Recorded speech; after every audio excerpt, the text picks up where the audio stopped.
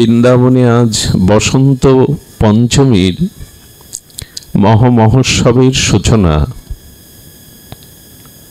সারা পৃথিবীর মধ্যে আমাদের এই বঙ্গভূমি ধন্য এই জন্য যে ষড়ঋতুর বৈচিত্র্য বিচিত্রতা কেবল আমরাই উপলব্ধি করতে পারি। বসন্ত মানেই বসুন্ধরা শৃঙ্গার করেন, নবপল্লবে ফুলে ফলে মধুগন্ধে আমোদিত বসুন্ধরা যেন নিজেকে শৃঙ্গার করেন। তো আজ বসন্ত পঞ্চমী, তৎসহস্রী পঞ্চমী। আজ বাগদেবী হংসসনা শ্রী শ্রী সরস্বতী দেবীর আবির্ভাব জয়ন্তী মহাতিথি, এবং আজ যে তিথি গৌড়ীয় বৈষ্ণবের কাছে বড়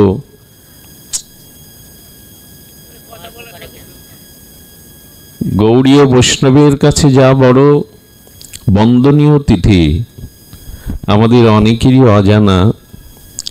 আজ গৌরবক্ষ বিলাসিনী বৈষ্ণব জননী, ত্যাগ বৈরাগ্যের যিনি মহাযোগিনী, শ্রী শ্রী বিষ্ণুপ্রিয়ার আবির্ভাব তিথি। তো সব মিলিয়ে আজকের এই বন্দনীয় স্মরণীয় পূজনীয় তিথিতে শ্রীমন্দির শ্রী অঙ্গনে হরিকথার শুভারম্ভে প্রারম্ভে জীবনধন জীবন সর্বস্ব অস্মদীয় সদ্গুরু শ্রী ভগবান প্রাতঃস্মরণীয় পরম বন্দনীয় শ্রী শ্রীল গুরু মহারাজের রাতুল আতুল পাবন পদারবিন্দে পরার্ধ কোটি দণ্ডবৎ প্রণতি। তৎসহ সমাগত গৌর অনুরাগী ভক্তগণ,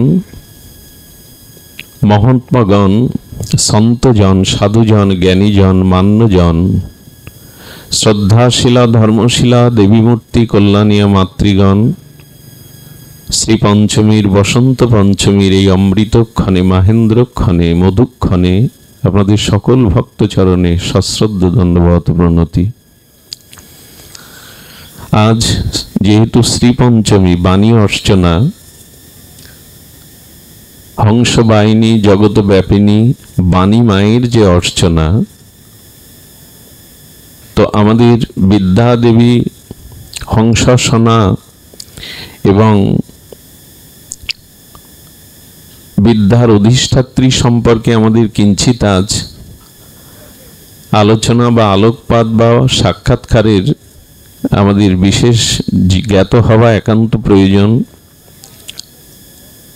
কে এই দেবী সরস্বতী? বাগদেবী কে?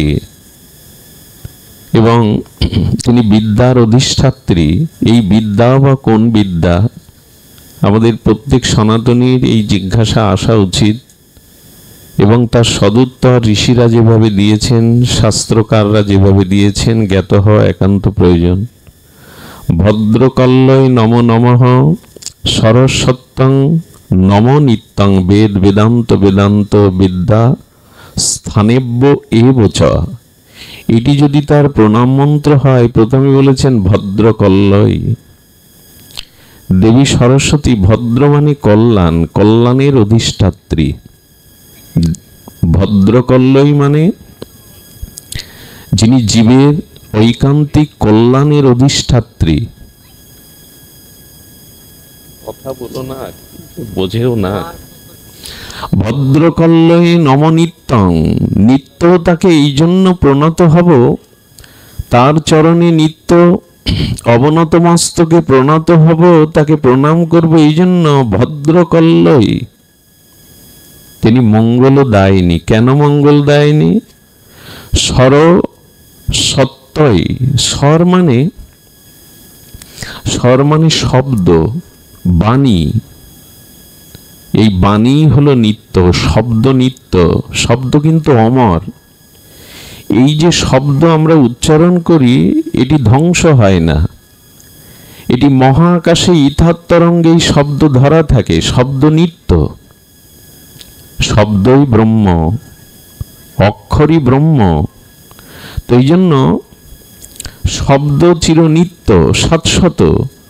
এই জন্য বলছেন স্বর মানে বাণী, আর এই বাণী তো সাধনার বস্তু। এখানে মা বলছেন বেদ বেদাঙ্গ বেদান্ত। খুব ধ্যান দিতে হবে। বেদ, বেদান্ত, বেদাঙ্গ এটা আমরা ভুলতে বসেছি। এগুলি নাম মাত্র, শব্দ মাত্র আমরা শ্রবণ বা উচ্চারণ করি, কিন্তু এর তত্ত্ব অনুভূতির দ্বারা আমরা নিতে চেষ্টা করি না। বিদ্যা স্থানেব্য এব চ, জীবের ভদ্রতা অর্থাৎ কল্যাণ কখন আসে, জীব কখন এই শব্দ ব্রহ্মের দ্বারা পরম ব্রহ্মকে জ্ঞাত হতে পারে, পরম ঐকান্তিক মঙ্গল লাভ করতে পারে, কখন বেদ বেদান্ত তার উপলব্ধি, ঋষি উপলব্ধি জীব অনুভূতির দ্বারা আনতে পারে, বলছেন তখনই যখন বিদ্যা তার অর্জন হয়। বিদ্যার দেবী বলি, কিন্তু কোন বিদ্যা? এই সা বিদ্যা, সব জ মুক্তয় বিদ্যা কাকে বলে?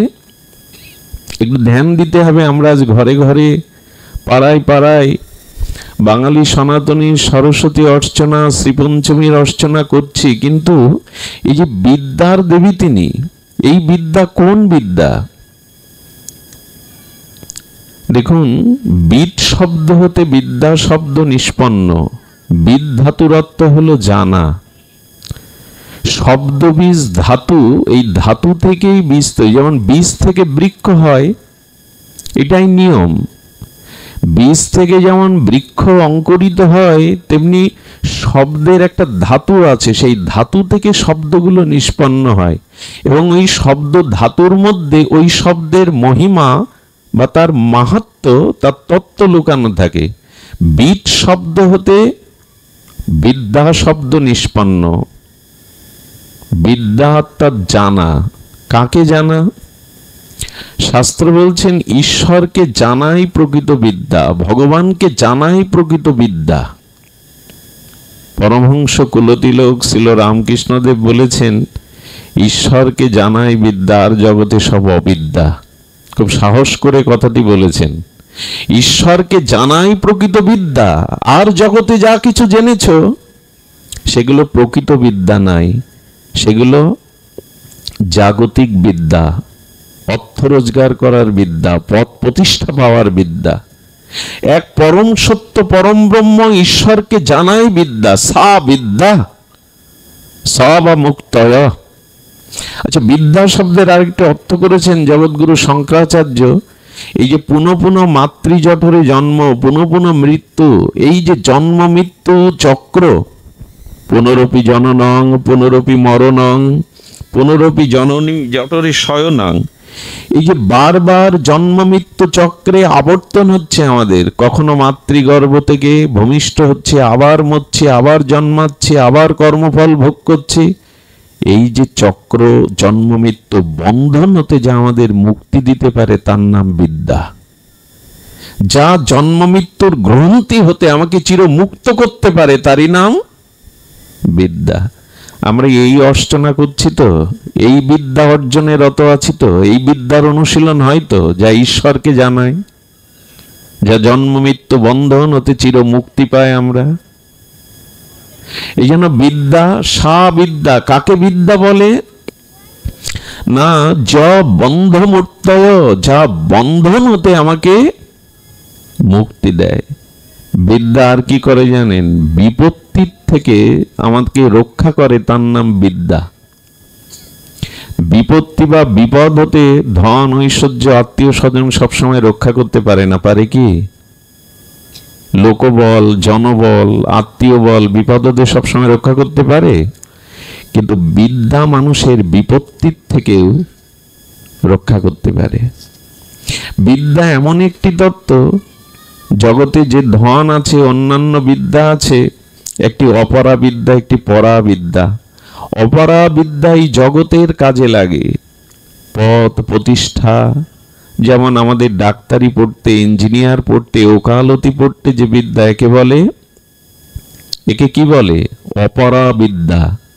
আর যা ভগবানের চরণে শুদ্ধ ভক্তির দ্বারা জন্ম মৃত্যু বন্ধন হতে, সমস্ত বিপত্তি হতে আমাকে মুক্তি দেয়, এর নাম হলো পরা বিদ্যা।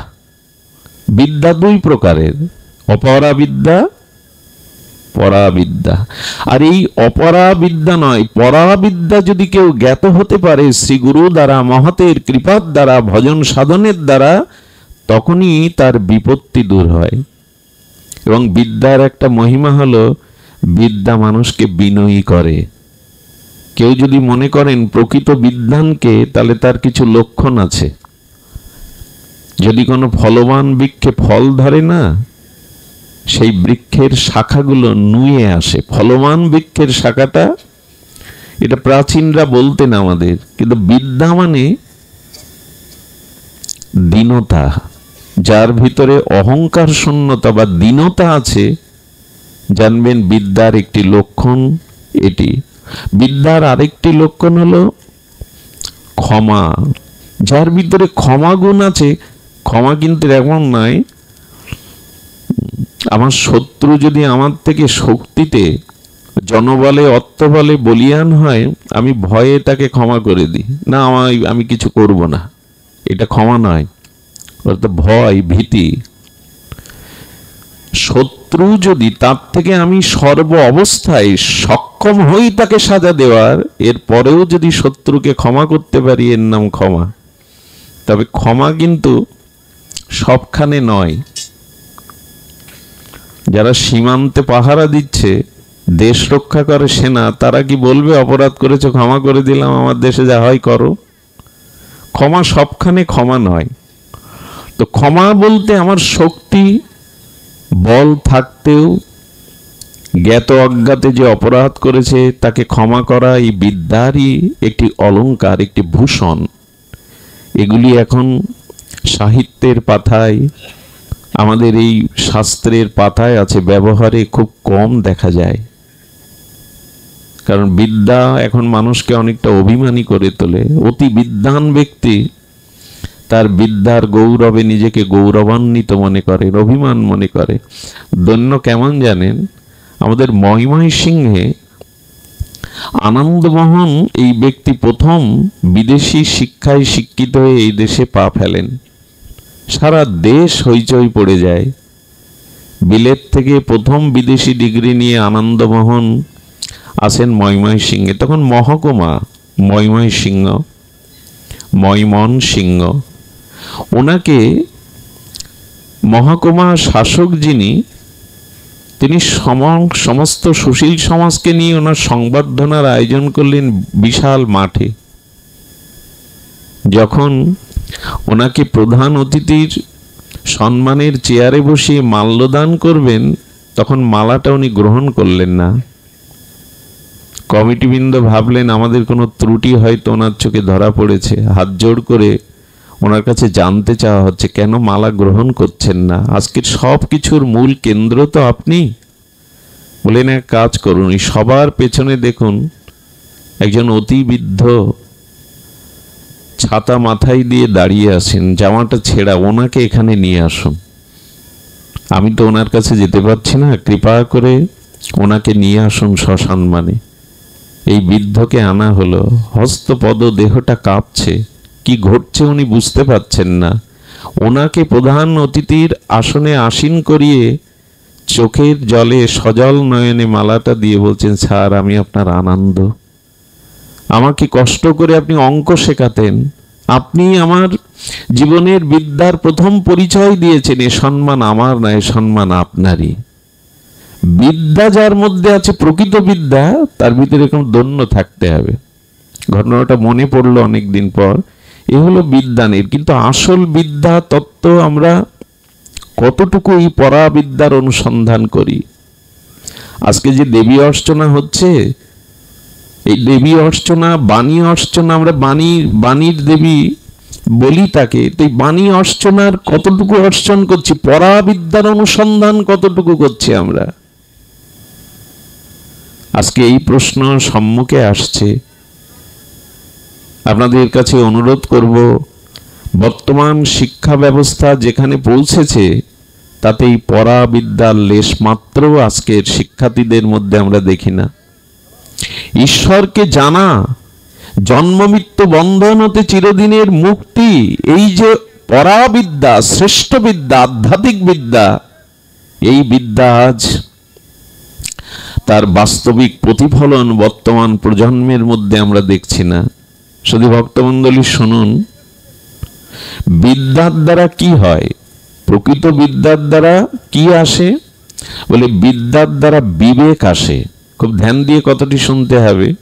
অনেক মানুষের বিদ্যা থাকতে পারে, জ্ঞান থাকতে পারে, কিন্তু বিবেক যদি না থাকে ওই জ্ঞান বিদ্যা তার পতনেরও কারণ হয়ে যায়। বিবেক এবং জ্ঞান এই দুটি জিনিস এর বিপরীত আছে, ভিন্নতা আছে। আমরা জ্ঞান বিবেক শব্দটা যুক্তভাবে বলি, জ্ঞান বিবেক, কিন্তু জ্ঞান এবং বিবেক কোনটা?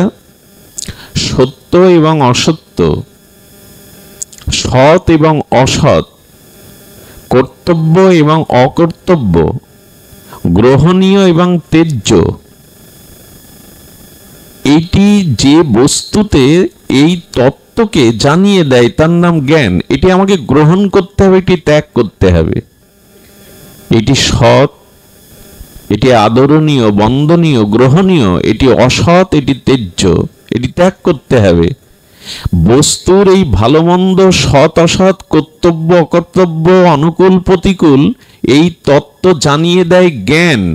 কিন্তু জানার পরেও, এটি জানার পরেও, সত্যকে জানার পরেও, মঙ্গলকে জানার পরেও, সত্যকে জানার পরেও সেটা গ্রহণ করবার জন্য বা অসৎকে অকর্তব্যকে ত্যাগ করবার জন্য বিবেকের প্রয়োজন। আমরা জানি সত্য কোনটা, আমরা জানি মঙ্গল কোনটা, কিন্তু গ্রহণের যে ক্ষমতা এটা বিবেক দেয়। আর এই বিবেক পরাবিদ্যা ছাড়া হয় না। আধ্যাত্মিক জ্ঞান না থাকলে, শাস্ত্র জ্ঞান না থাকলে, গুরু প্রদত্ত শ্রী জ্ঞান না থাকলে কারো বিবেক জাগে না। শাস্ত্র কি বলে? মা সামনে এরকম করলে হবে না তো, জয়রা দে। শাস্ত্র কি বলেছেন ধ্যান দিন। শাস্ত্র বলেছেন বিবেক মানে এই জ্ঞানকে, তত্ত্বকে, সত্যকে, পরম মঙ্গলকে যিনি গ্রহণ করতে পারেন। এই বিবেক সৎসঙ্গ ছাড়া হয় না, গুরু কৃপা ছাড়া হয় না, মহতের করুণা ছাড়াই বিবেকই হয় না। শুধু ভক্তগণ, এই জন্য আমরা আজকে একটু পরাবিদ্যা বা বিদ্যার দেবীর অর্চনা করছি। কিন্তু কোন বিদ্যা?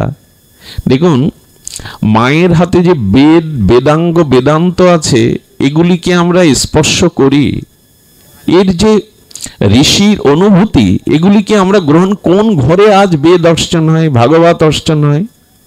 হাজারে দুই একজন হয়তো বেদাশ্রয়ী, ভাগবত আশ্রয়ী, গীতাশ্রয়ী। আমি বহুবার বলি, বহু শতাংশ মানুষ সকালে উঠে খবরের কাগজ পড়েন, আধা ঘন্টা 1 ঘন্টা চায়ে চুমুক দিয়ে, অথচ গীতার একটি শ্লোক 2 মিনিটে পাঠ করা যায় সেটাও অনেকে পাঠ করে না। অথচ গীতাকে আমরা সার্বভৌম শাস্ত্র বলি, গীতাকে আমরা জগতের অন্যতম শ্রেষ্ঠ দার্শনিক গ্রন্থ বলি। আমার ঘরের সেই গীতাকে আমি চর্চা করি কি? মা সরস্বতীর হাতে যে বেদ, বেদাঙ্গ, বেদান্ত, উপনিষদ আদি, এই আধ্যাত্ম বিদ্যা, পরাবিদ্যার শাস্ত্র, আজকে দেখেন যারা পূজা করছে তাদের হাতে এগুলি পান। আমাদের ছেলেরা বেদ জানে, উপনিষদের ব্রহ্মসূত্র জানে, তারা রামায়ণ মহাভারতের ব্যাস এবং বাল্মীকির যে উপলব্ধি, এটা তাদের মধ্যে নাই। এই পূজা করছি, বাণী অর্চনা করছি, কিন্তু মার হাতে যে পুস্তক হস্তে মন্ত্র বলে প্রণাম করছি, অথচ সেই বেদ বেদান্তের জ্ঞান ছিটে ফোটাও আমাদের মধ্যে নেই। একটা সনাতনী হিন্দু মারা গেলে তার আত্মার কল্যাণে আমি কি মন্ত্র বলবো? 90% সনাতনী হিন্দু জানে না। ওং দহেয়াং সর্বগাত্রানি দিব্যান লোকান সগচ্ছুত, সামান্য একটা মন্ত্র চর্চা আমাদের মধ্যে নেই। আজকে যে বিদ্যা, এই বিদ্যা বড় পদ পেতে পারেন, বড় আসন পেতে পারেন, অন্যের সম্মানের সালাম নমস্কার পেতে পারেন, কিন্তু এটি আপনার আত্মকল্যাণ হবে না, আপনার উদ্ধার হবে না। অর্থকরী বিদ্যা, অপরাবিদ্যার সাথে সাথে চাই বেদ বেদান্তের জ্ঞান। আমাদের এই উপমহাদেশে কেন সারা বিশ্ব তাকিয়ে আছে বৈদিক জ্ঞানের দিকে, সনাতন জ্ঞানের দিকে। আজ রামায়ণ মহাভারত ইন্দোনেশিয়ার মতো রাষ্ট্রে তাদেরকে পাঠ্যপুস্তকে রামায়ণ মহাভারত যুক্ত করা হচ্ছে, অথচ আমরা সরস্বতী পূজা করছি, আমাদের ঘরে বেদ চর্চা নাই, ভাগবত চর্চা নাই, রামায়ণের চর্চা নাই। নিবেদন করব, ফিরে আসুন 1985 থেকে 2025 সারা পৃথিবীতে সব থেকে বড় কঠিন হলো রাজনৈতিকতা নয়, অর্থনীতি নয়, সব থেকে বড় কঠিন দেখা দিয়েছে এই প্রজন্মে যারা জন্ম নিয়েছে তাদেরকে আদর্শ চরিত্রবান করে গড়ে তোলা সব থেকে কঠিন মনে হচ্ছে পৃথিবীর এখন। 1985 থেকে 2025 সারা পৃথিবীতে সব থেকে বড় কঠিন কাজ এখন বর্তমান প্রজন্মের সন্তানদের আদর্শ চরিত্রবান ধার্মিক করে তোলা। এ বড় দুরূহ হয়ে গেছে। টাকা রোজগার করা বড় কথা না, গাড়ি বাড়ি তৈরি করাও খুব বড় কঠিন কিছু না, সন্তানকে উপযুক্ত চরিত্রবান আদর্শবান উত্তর পুরুষ কল্যাণময় করে তোলা এখন সব থেকে বড় কঠিন, সব থেকে বড় কঠোর হয়ে গেছে। এর একটাই কারণ, প্রকৃত বিদ্যা হতে আমরা অনেক দূরে সরে গেছি। এই যে পরাবিদ্যা, মায়ের হাতে যে বেদ বেদান্ত বেদাঙ্গ, এটি কি আজ আমাদের প্রজন্মদেরকে আমরা বোঝাতে ব্যর্থ হয়েছি। শিক্ষা ব্যবস্থা এটা আনতে সেই গুরুকুলও নাই, আচার্য নাই, ঋষিও নাই। এই বিদ্যা অর্জনের জন্য ভগবান শ্রীকৃষ্ণ দাদা বলদেবকে নিয়ে তিনি অবন্তীনগরে সন্দীপনীর আশ্রমে মাথা মুন্ডন করে নগ্ন পায়ে এই বিদ্যাই শিখেছিলেন। রঘুপতি রাঘবেন্দ্র রামচন্দ্র ভগবান তিনি বশিষ্ঠের কাছে এই অপরাবিদ্যাই শিখেছিলেন। মহাপ্রভুর টোল বিদ্যার কথা আপনাদের জানা আছে, নবদ্বীপে শ্রেষ্ঠ টোলে পড়াশোনা করেছেন নিমাই পণ্ডিত। কই আমাদের ছেলেদের আমরা ধর্মীয় শিক্ষা, আধ্যাত্মিক শিক্ষা, পরাবিদ্যা শিক্ষার চেষ্টা পিতামাতাও করে না। 100টা পিতামাতাকে দাঁড় করিয়ে তাদের সাক্ষাৎকার নিন, কি দেখতে চান ভবিষ্যতে আপনার সন্তানকে? একই কথায় আসবে, ডাক্তার, মাস্টার, ইঞ্জিনিয়ার, উকিল। আমার আপত্তি নেই তাতে, কিন্তু মানুষ করুন। এক মহাপুরুষের কাছে গেছেন এক দর্শনার্থী, করজোরে পেছনে দাঁড়িয়েছেন, সামনে যাচ্ছেন না, শ্রদ্ধালু। তো মহাপুরুষ পেছনে তাকিয়ে বলছেন, কিছু বলবে? বলে, হ্যাঁ ঠাকুর বলবো, আমার একমাত্র পুত্র। এটা খুবই আনন্দের কথা, আর কি বলবে? বলে, ছেলেকে ডাক্তার তৈরি করেছি। বলে, তোমার আনন্দের তো সীমা নেই, এক পুত্র তাও ডাক্তার তৈরি করেছ, আরো কি বলবে বলো? বলে, বিবাহ দিয়েছি। বলে, তোমার আনন্দে তো আমার নাচতে ইচ্ছা করছে, আর কি বলবে? বলে, ছেলে ভাত দেয় না, গলা ধাক্কা দিয়ে বের করে দিয়েছে। উনি হেসে উঠে বললেন, ছেলেকে ডাক্তার করতে চেয়েছিলে, মানুষ করতে চাওনি। যদি মানুষ করতেই চাইতে, মনুষ্যত্ব অর্জন যাতে হয়, বেদ বেদান্তের পরাবিদ্যা শিক্ষা দিতে। আজ নূতন করে ভাবুন, আপনার আমার ঘরের ছেলেদের গতি প্রকৃতি কোন দিকে? টাকা হলেই, বড় ক্ষমতা পেলেই, বড় আসন পেলেই, ডাক্তার মাস্টার এলে উচ্চ ক্ষমতা, সম্মান, অর্থ পাওয়া যায়। মানুষ হতে গেলে, মনুষ্যত্ব অর্জন করতে গেলে, পরম জীবনের কল্যাণ করতে গেলে পরাবিদ্যাকে ধরিয়ে দিতে হবে। চেষ্টা আজ আমাদের নাই। এটা বলে কি হবে? পাহাড়ে ঢেলা ছড়লে ঢেলাটাই ভেঙে গুঁড়ো গুঁড়ো হয়ে যাবে। এ কথাগুলো বলা মানে তাই আজ সমাজে শুনতে ভালো লাগে, মাথা নাড়িয়ে সম্মতিও দেই, কিন্তু বাস্তবের প্রতিফলন, চর্চা, চর্যা, ক্রিয়া আমাদের মধ্যে নাই। শুধু ভক্তগণ, নিবেদন করব, এই বেদ বেদান্ত বেদাঙ্গ সারা পৃথিবীকে আলো দেখিয়েছে। এক স্বামী বিবেকানন্দ প্রাচীন ঋষি সমাজের পক্ষ থেকে পুরো পাশ্চাত্যকে কাঁপিয়ে দিয়েছিল এই বৈদিক জ্ঞানে। 7000 গণ্যমান্য আর বিশ্বের বরেণ্য ব্যক্তিদের সামনে গৌরীর ধারে আর্য ভারতের সভ্যতা বৈদিক জ্ঞানে পৃথিবীতে পতাকা তুলে দিয়েছিল স্বামী বিবেকানন্দ। 70 বছর বয়সে এসি ভক্তি বেদান্ত প্রভুপাদ আমেরিকার ভোগবাদদের পাশ্চাত্য দেশে গিয়ে ভগবানের নাম প্রচার করে বিশ্বকে কাঁপিয়ে দিলেন, আনন্দের নূতন বার্তা পৌঁছে দিলেন ওদের কাছে। কারা পারে এগুলি? পারে আমাদের আধ্যাত্মবিদ্যা, ভারতীয় সংস্কৃতি, বৈদিক সংস্কৃতি সাধারণ নয়। তাই মায়ের হাতে শুধু বই দিয়েছেন, কিন্তু আজ আমাদের সন্তানদের হাতে বই নাই, মোবাইল আছে। আমাকে একজন বলছে, বাবা এই যে একাদশী ব্রত বা আমাদের দ্বাদশী ব্রত বা অমুক অমুক ব্রত, আচ্ছা এই ব্রতের সাথে সাথে নতুন কিছু ব্রত যুক্ত করতে হবে। তো তার কথাটা আমার নতুন লাগলো। বলেন কি ব্রত? বলেন সপ্তাহে একদিন আমি মোবাইল স্পর্শ করব না, এই ব্রত চালু করে দিন আপনারা। আপনি না খেয়ে থাকতে চাইবেন কিন্তু একদিন মোবাইল ছাড়া, কত কোন অবস্থায় পৌঁছে গেছে আমাদের বর্তমান প্রজন্ম। আমরা ওদের বলুন একদিন 24 ঘন্টা মোবাইল বাদে চলো, ওদের খেতে দেবেন না, ওদের অন্ন দিবেন না, ওর উপবাস থাকবে, একাদশী করতে রাজি কিন্তু মোবাইল ছাড়তে রাজি না। কোথায় পৌঁছে গেছে বর্তমান অবস্থা? ওটা না হলে খুঁজে বেড়ায়, একটু হাতে পকেটে রেখেছে, খুঁজে বেড়ায় কোথায় রাখলাম। শুধু ভক্তগণ, একথা বলবার অভিপ্রায় হলো এই, ওরা পুস্তক হস্তে বলে আজকে আমরা প্রণাম করছি দেবীর। এই মোটরসাইকেলটা বন্ধ করতে বলুন না।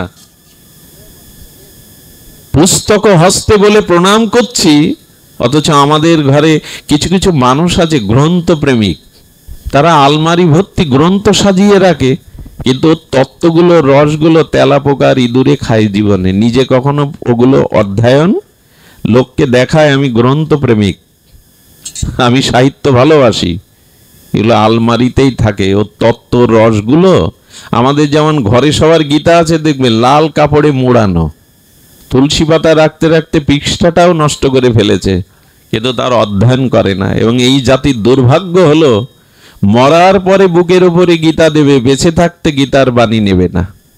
মাঝে মাঝে মনে হয় কি মরার ধর্ম হয়ে গেল। এই 700 সুন্দর বিশ্বজনীন সমস্ত ধর্মের জননী স্বরূপা সনাতন ধর্মের মানুষ সব মরার পরে করে। বলে ভাগবত পাঠ দিচ্ছ কেন? পিতামাতা মারা গেছে তাদের উদ্দেশ্যে, বেঁচে থাকতে শুনিয়েছ? আরে বেঁচে থাকতে তাদের 7 দিন ধরে ভাগবত শোনাও, তারা যাতে উদ্ধার হতে পারে। বলহরি কখন বলে? মরার পরে। কিন্তু ও আর ওই দিন বলতে পারে না, ওই দিন তিলক দিয়ে দেয়, ওই দিন নাকে মুখে তুলসী দিয়ে দেয়, অথচ আপনি সনাতন হিন্দু একটা তুলসীর মালা এখন বলতে আপনি নাক ছিটকান, অথচ মৃত্যুর পরে তুলসী দরকার। আমার মনে হয় সব মরার পরে। গীতা বুকে দেবে মরার পরে, শ্মশানে হরিনামও মরার পরে, ভাগবত অনুষ্ঠানও মৃত্যুর পরে, তুলসী তিলক হরে কৃষ্ণ লিখে দেবে তাও মরার পরে। আছেটা কি বাকি? জীবদ্দশায় কি করলাম? এজন্য আমাদের বিদ্যা আজ প্রয়োজন, জাগতিক বিদ্যার সাথে সাথে আধ্যাত্ম বিদ্যা, বৈদিক জ্ঞান একান্ত প্রয়োজন। শুধু ভক্তগণ, ঋষি অরবিন্দ, গৌতম বুদ্ধ, বঙ্কিমচন্দ্র এই জ্ঞানে আলোকিত করেছেন শুধু ভারতকে নয় সারা বিশ্বকে।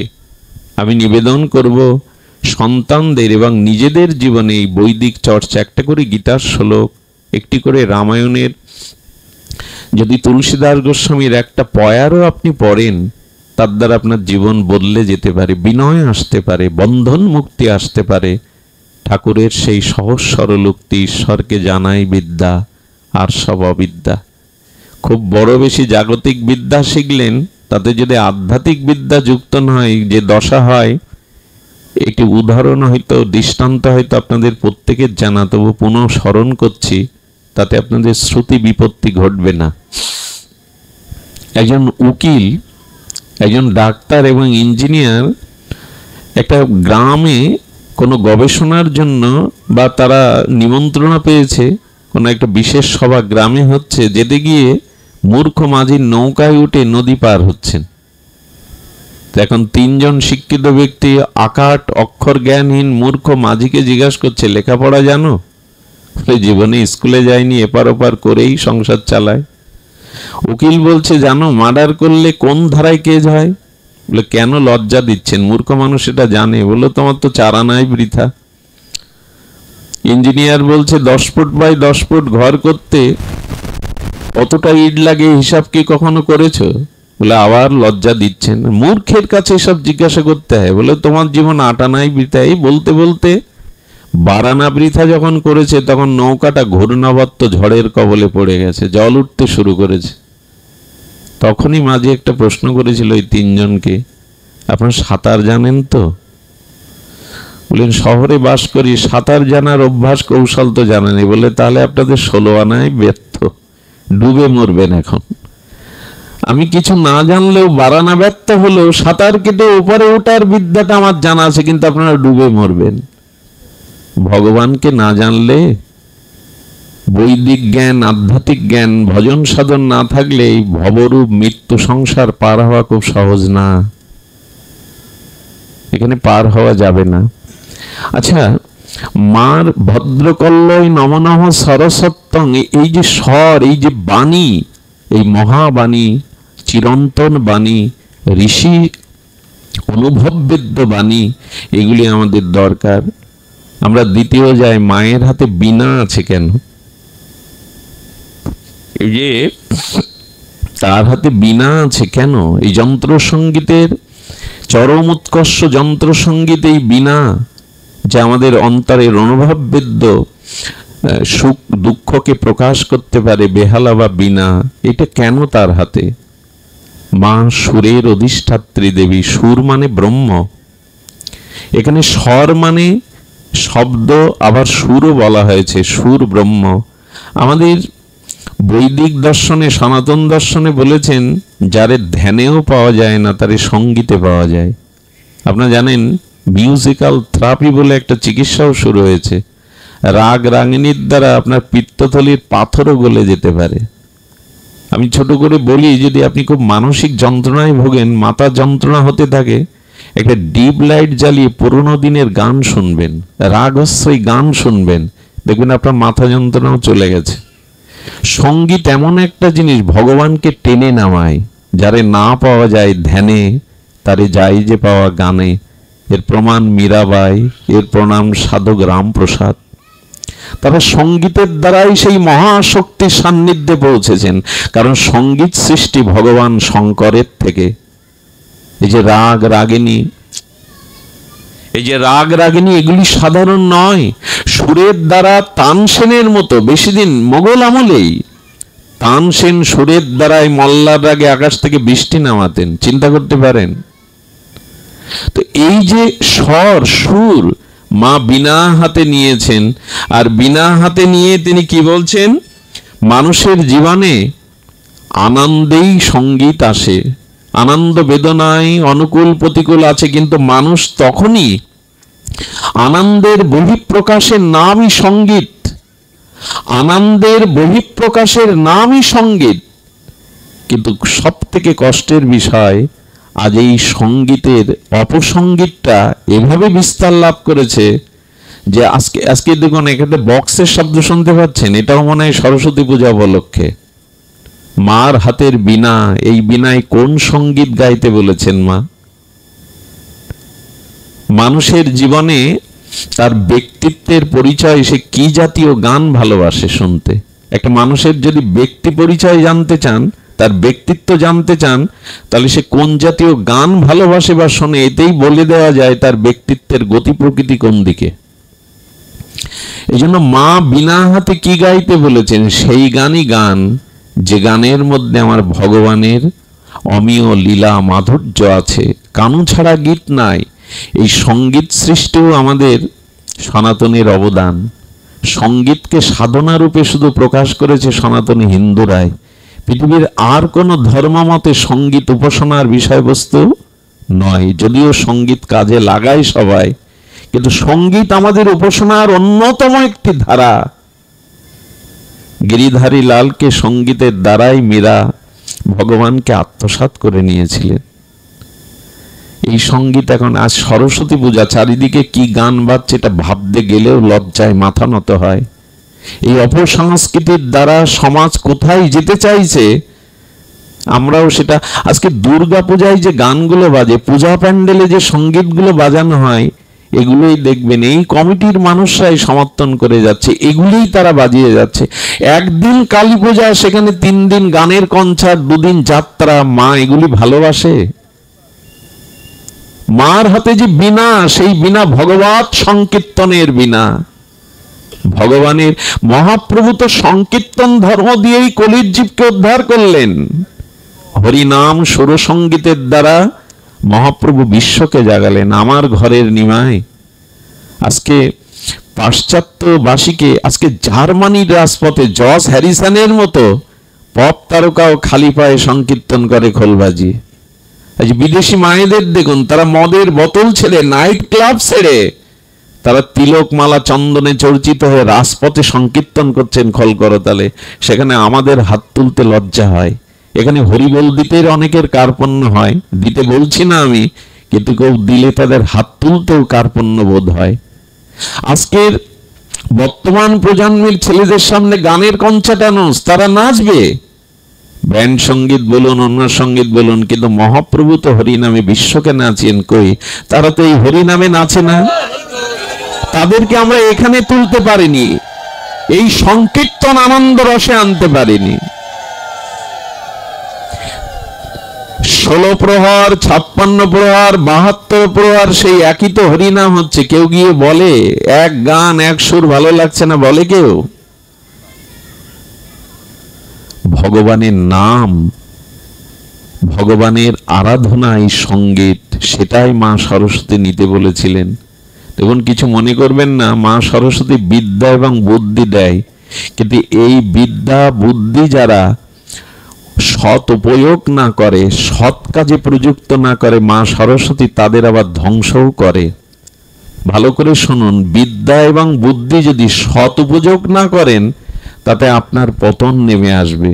এর দৃষ্টান্তও আছে।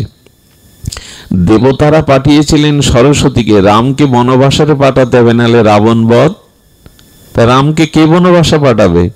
সরস্বতী বললেন বিদ্যা এবং বুদ্ধিকে বিকৃত করতে হবে কারো মধ্যে, তাহলেই রাম বনবাসে যাবে। দেখলেন কইকেই রামকে এত ভালোবাসে, ওখানে সরস্বতী বিদ্যা বুদ্ধি বিকৃত করতে পারবে না, মন্থরাকে বেছে নিয়েছিলেন।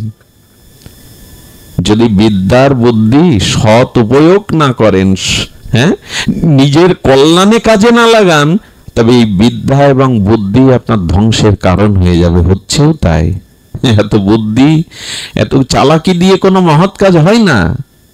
এই জন্য জ্ঞান যেটি মা সরস্বতীর বাণী অর্চনের বিদ্যার মধ্যে পেয়েছে, এটি সৎ কাজে লাগান।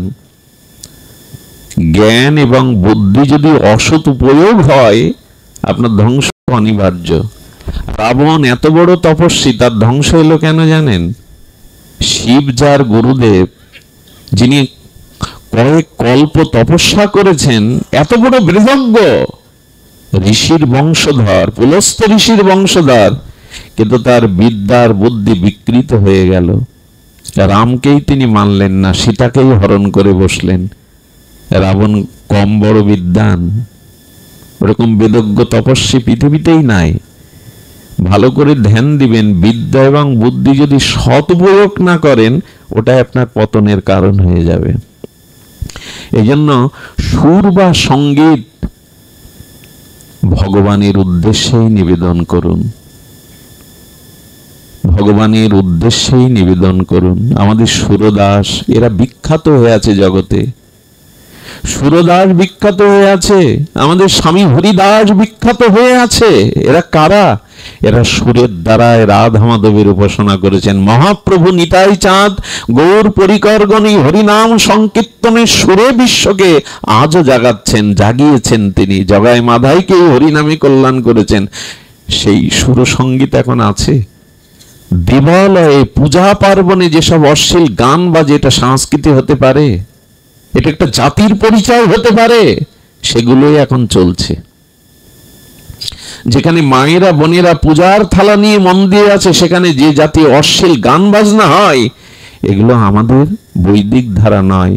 মা বিনা হাতে জানিয়েছেন, ঈশ্বর উপাসনার সুরসঙ্গীতে জীবনকে মঙ্গলময়, আনন্দময়, ছন্দময় করতে পারে, তার গুণগান গাও। যদি গাইতেই হয়, তার মহিমা গুণকীর্তন করো।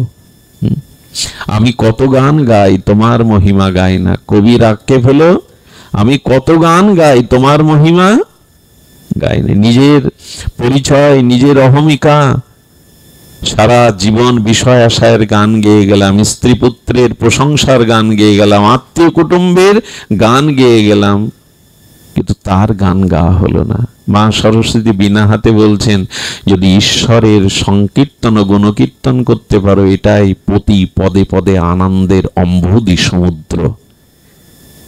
আপনি দেখুন, এখানে শুধু কথা হচ্ছে, কেউ নাচছে না, বাঁশি বাজছে না, বেহালা বাজছে না, অঙ্গভঙ্গিমা করছে না, শুধু শুষ্ক দুটো মুখের কথা। এখন আমাদের মস্তিষ্কে মনে যে শান্তি বিরাজ করছে, এটা অন্যখানে পাবেন না। ভগবানের কথা, ভগবানের গুণগান জীবের হৃদয়কে নির্মল করে, পরম শান্তির আবহাওয়া তৈরি করে। যে ভূমিতে ঈশ্বরের গুণকীর্তন হয়, সেই মাটি আবহাওয়া পর্যন্ত দিব্য হয়ে ওঠে, চিন্ময় হয়ে ওঠে। কোথায় সেই সঙ্গীত? আজ দিকে দিকে পূজা প্যান্ডেলে কি জাতীয় অপসংস্কৃতি চলছে, অথচ আমরা বাণী অর্চনা করছি, শ্রী পঞ্চমীর পূজা করছি। এতে কি মা কষ্ট পায় না? এতে কি অপরাধ হয় না? কাকে বোঝাবেন, কাদের বোঝাবেন এগুলি? ভাগবত আজ একান্ত প্রয়োজন। ভাগবত আলোচনা সাধারণ কোন অনুষ্ঠান, যাগযজ্ঞ, পূজা পার্বণ, পুণ্যকর্ম নয়। ভাগবতে যতদিন রুচি না হবে, ততদিন আমাদের এই প্রকৃত পরাবিদ্যা আসবে না, আমাদের মোহ নাশ হবে না, অবিদ্যার নাশ হবে না। তাই মা বলছেন বিনার তারে তার মহিমা গুণকীর্তন করো। গীতার ধ্রুব সঙ্গীত কি জানেন? তস্মাৎ সর্বেষু কালেষু মামনুস্মর, সর্বদা আমাকে স্মরণ করো।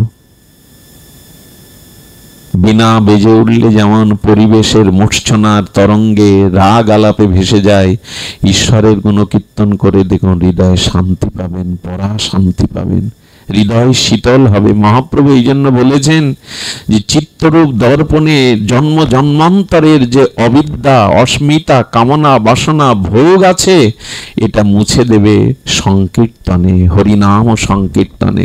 শ্রেষ্ঠ সঙ্গীতই হলো ঈশ্বরের গুণমহিমা সংকীর্তন। ঈশ্বর কার গলায় কত কণ্ঠে সুর আছে দেখে না, কার হৃদয়ে তাকে ডাকবার মতো ভাব আছে কিনা এটাই তিনি দেখেন। তাই কণ্ঠ সঙ্গীত সুন্দর না হলেও গাইবেন। ঠাকুরের সামনে হাততালি দিয়ে রামকৃষ্ণদেব বলতেন, সকাল সন্ধ্যা তোমরা তো গৃহী, রোগ শোক জ্বালা যন্ত্রণায় ব্যস্ত, তোমরা হাতে তালি দিয়ে তুলসী তলে, ঠাকুর মন্দিরে হাতে তালি দিয়ে হরিনাম করো। বলে ঠাকুর তাতে কি হবে? বলে গাছের তলে যদি হাততালি দিয়ে শব্দ করা যায় তো গাছের পাখিগুলো উড়ে যায়, তেমনি যদি সকাল সন্ধ্যা হরিনাম করো, তোমার দেহে যত জন্ম জন্মান্তরের পাপ পাখিগুলো আছে ওরাও উড়ে যাবে, তোমার দেহ পবিত্র হবে, চিত্ত নির্মল হবে। হাতে তালি দিয়ে হরিনাম করো, সেই নাম আজ আমরা বঞ্চিত। এই জন্য মা বলছেন তার হাতে বিনা দিয়ে, জেনেছে রাজহংস কেন মায়ের বেদিতে? রাজহংস কেন? এগুলি কি আমরা জানতে চেষ্টা করি? শুধু মূর্তি তৈরি করলাম, পূজা করলাম, একটা দিন পার করলাম। এগুলি রাজহংস। মা বিদ্যা তো ওই যে বললাম, প্রকৃত বিদ্যা বিবেককে জাগিয়ে দেয়। আর এই বিবেক আধ্যাত্ম বিদ্যা ছাড়া, সাধন বিদ্যা ছাড়া, পরাবিদ্যা ছাড়া আসে না। রাজহংসের স্বভাব আপনারা জানেন, জলেই বাস করে, কিন্তু দেখবেন জল গায়ে মাখে না, ঝাড়া দিয়ে ফেলে দেয়, সূর্যের দিকে তাকায়। ওদের একটা স্বভাব আছে, দেখবেন তীরে উঠবে, সূর্যের দিকে তাকিয়ে পেখমটা ঝাড়া দিয়ে জলগুলো ফেলে দেবে। রাজহংসের আরেকটি বিশেষ স্বভাব হলো, জল এবং দুগ্ধ মিশ্রিত করে দিলে ওরা সার দুগ্ধ দুটোই গ্রহণ করে, অসার জলটা রেখে দিয়ে ওদের অধরে, ওদের ওষ্ঠে, ঠোঁটে ঈশ্বর এই অলৌকিক ক্ষমতা দিয়েছে, জল আর দুধ মিশানো থাকলে ওরা দুধটা নিতে পারে। দেখবেন অনেক কাদার মধ্যে অন্নের দানাটা ওরা নিয়ে নেয়, হাঁসগুলোও নিয়ে নেয়, কাদাটা ফেলে দেয়, সার অন্নটা নিয়ে নেয়। তখন দুধ এবং জল মিশ্রিত করে দিলে সার দুগ্ধটাই ওরা গ্রহণ করে, অসার জলটা রেখে দেয়। মা সরস্বতী বলতে চাইছেন জগতে দুটোই আছে, সার এবং অসার, সৎ এবং অসৎ, মঙ্গল এবং অমঙ্গল, পাপ এবং পুণ্য দুটোই আছে। রাজহংসের মতো বিবেকের দ্বারা তুমি সারকে গ্রহণ করো, অবিদ্যাকে ছেড়ে দিয়ে বিদ্যাকে গ্রহণ করো, অমঙ্গলকে ত্যাগ করে তুমি মঙ্গল গ্রাহী হও। রাজহংসই সেই বিদ্যা আমাদের শেখাচ্ছে।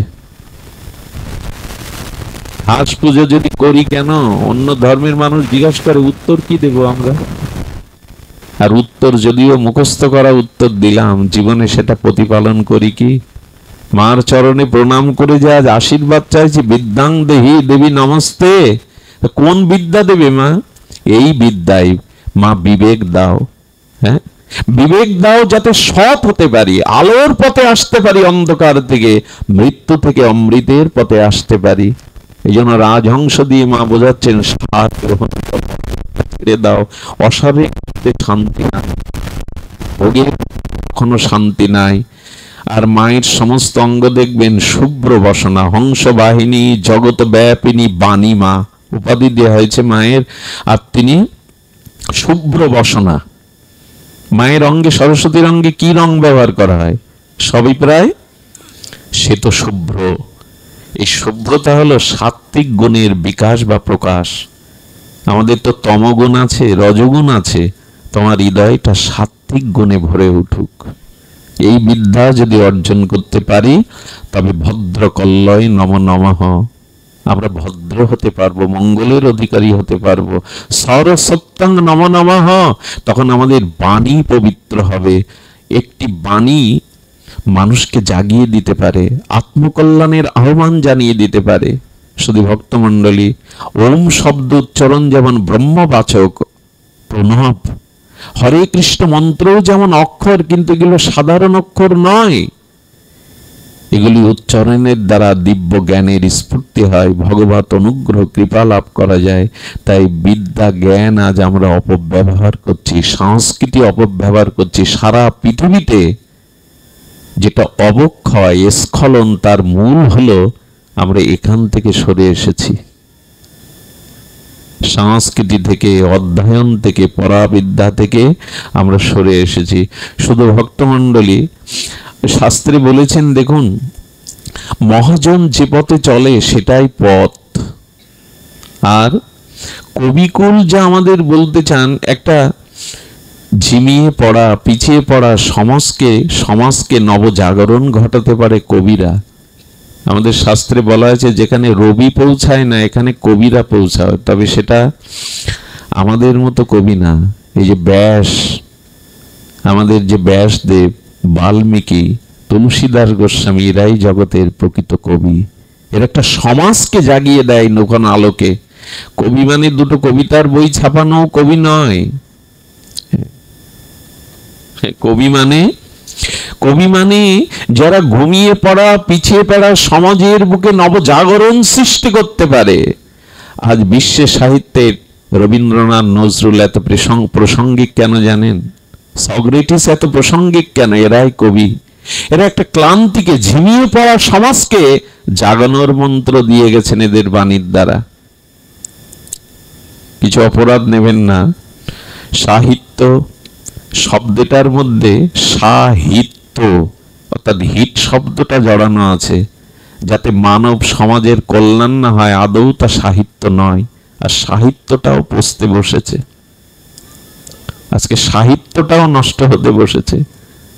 আমি পুলক বন্দ্যোপাধ্যায়ের একটা সাক্ষাৎকার শুনেছিলাম, অদ্ভুত লেগেছিল কথা। পুলক বন্দ্যোপাধ্যায়ের সাথে পরিচয় আছে আপনাদের, ভারতের বিখ্যাত গীতিকার, আমাদের প্রখ্যাত প্রাতঃস্মরণীয় মান্না দে, হেমন্ত মুখোপাধ্যায় অমর হয়ে আছেন তারই এই লেখনীতে। পুলক বন্দ্যোপাধ্যায় বলছেন, সমাজ বড় বদলে গেছে, সংস্কৃতি সঙ্গীত বড় বদলে গেছে। সাক্ষাৎকারের কথাটা এখনো মনে আছে। বলছেন, আমি এই হাতেই লিখেছিলাম, কতদিন পরে এলে, আজকে আমাকে লিখতে হচ্ছে, ঝাল লেগেছে, আমার ঝাল লেগেছে। উনি নিজেই স্বীকার করছেন এই কলমের অবক্ষয় হয়েছে। আর পুলক বন্দ্যোপাধ্যায় সারা জীবন গান লিখলেন, ভারতীয় সঙ্গীতকে বড় উচ্চতায় নিয়ে গেলেন। এতগুলো শিল্পীর আত্মপরিচয়ের পেছনে তার সৃষ্টি অমর। কিন্তু মানুষটা মরলেন কি করে জানেন? এত কিছু লিখলেন, গঙ্গায় ঝাঁপ দিয়ে আত্মহত্যা করলেন। কি পেলে জীবনে এত লিখে? মানুষকে যে জাগালে, প্রখ্যাত হলে, নিজের জীবনের আত্মকল্যাণ করতে পারলেন না, গঙ্গায় ঝাঁপ দিয়ে মরলেন। হবে না।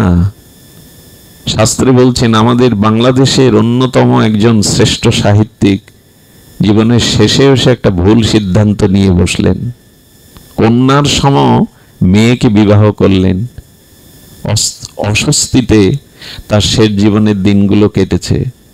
সাহিত্য তাকেই বলে, কবি তাকেই বলে, যাতে পিছিয়ে পড়া সমাজ, ঝিমিয়ে পড়া মানুষকে পুনঃজাগরণ ঘটায়। আর সেই সাহিত্য রচনা করে গেছেন আমাদের ঋষিরা, বাল্মীকি, ব্যাস। আমরা তাদের গ্রন্থ পড়ি না। আজকে টলস্টয়, প্লেটো যে দার্শনিক বাণীগুলো দিয়েছেন, সব ঋষির বাণী। তারা নূতন করে শব্দগুলো আমাদের সামনে, নো দাই সেলফ কার বাণী, আত্মানাং বিদ্ধি, এটা বেদেরই বাণী। হাজার বছর, সহস্র বছর পরে এরা ওই বাণী লিখে দার্শনিক হয়েছেন। আজ রামায়ণ খুলে দেখুন, জীবন বাঁচতে শেখায় রামায়ণ, মরতে শেখায় ভাগবত, আর কর্তব্য কর্ম করতে শেখায় গীতা। সেগুলি চর্চা নাই আমাদের। কত বলা যায় বলুন তো? আজকে 40টা বছর ধরে, সেই 9 বছর থেকেই গলা ফাটিয়ে যাচ্ছে, পথে প্রান্তরে আনাচে কানাচে জাগেনি একটাই কারণ, আজ আমাদের গ্রহণ ক্ষমতা কমে গেছে। আমাদের এই মা সরস্বতী, তিনি শুভ্র বসনা, মানে সাত্ত্বিক গুণটা আজ কমে গেছে। লাল চশমা চোখে দিয়ে যা দেখবেন তা তো লালই দেখা যাবে। সাত্ত্বিক গুণাবলী না থাকলে শাস্ত্রে, সাধুতে, মহতের বাণীতে শ্রদ্ধা আসে না। যার ভিতরে সাত্ত্বিক গুণ নাই, যার ভিতরে নিষ্কপটতা নাই, সরলতা নাই, শ্রদ্ধা নাই, সে কখনো সাধু বাণী, মহতের বাণী, শাস্ত্রবাণী ওই এক পাশে ফেলে রেখে দাও, ওইগুলো এক পাশে এখন রেখে দাও। এটাই তো নিবেদন করব। মা বলতে চেয়েছেন, এই বিদ্যার অপপ্রয়োগ করো না। আর যেখানে রবি পৌঁছাতে পারে না সেখানে কবি পৌঁছাতে পারে, যেখানে কবি পৌঁছাতে পারে না সেখানে অনুভবী পৌঁছাতে পারে। এই অনুভবী ছিলেন দেবর্ষি নারদ। এই অনুভবী কারা? কাক ভূষণ্ডী। এরা মহা অনুভবী। এই জন্য যার চিত্তে ভাগবত অনুভূতি আছে, আপনি তার সঙ্গ করুন, তার কাছে যান, তার মুখে ভাগবত শুনুন, জীবনের পরম মঙ্গল আসবে। আজ বাণী অর্চনার এইটুকু পুষ্পাঞ্জলি।